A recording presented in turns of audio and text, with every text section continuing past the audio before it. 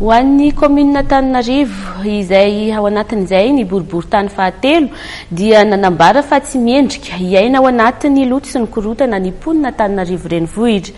Nisy araka izany ny fanatanteran'izy ireo fanadiovana ny sisin-dalana sy ny fijanonan'ny fiara tsy azo tafo araka izay notanterahany teo anivon'ny boriboritany fahatelo.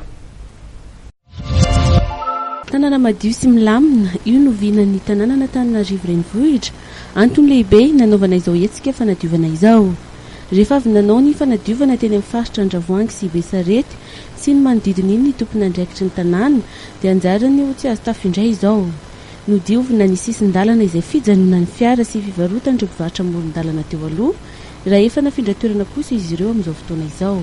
Raha tsika mahalala mantsy sy mahitatra amin'izay fa tena mikorotana dia tena mikorotana tokoa ary maloto ity faritra ity nefa zany tsy azo tafo zany dia ao anatin'ny tena hoe Antananarivo renivohitra ao anatin'ny hoe foibe mihitsy zany centre zany dia everinay fa tsy miendrika amin'izany hoe tsy azo tafo zany ny aina ohatran'ilay teo aloha teo. Ny zavatra natao eto zany dia diovina ny tanàna alamina ny parking.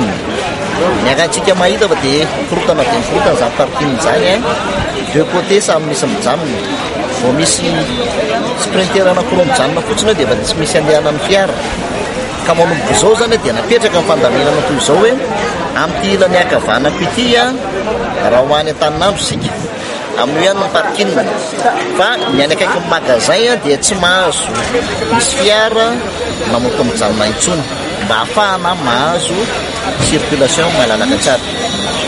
Torak'izay koa mba ahafahana miala amin'ireo zariboty mba ahafahany masaka. Araka ny fifampiresahan'ny tompon'andraikitra ny boriboritany fahatelo sy ny mpivarotra eny an-toerana dia efa misy ny toerana natokana ivarotan'izy ireo ho fanatsarana ny tanàna trano dia nalamina ny sisin-dalana ahafahan'ny fiara mijanona ialana ihany koa amin'ny fitohanan'ny fifamoivoizana noho ny fahateren'ny lalana.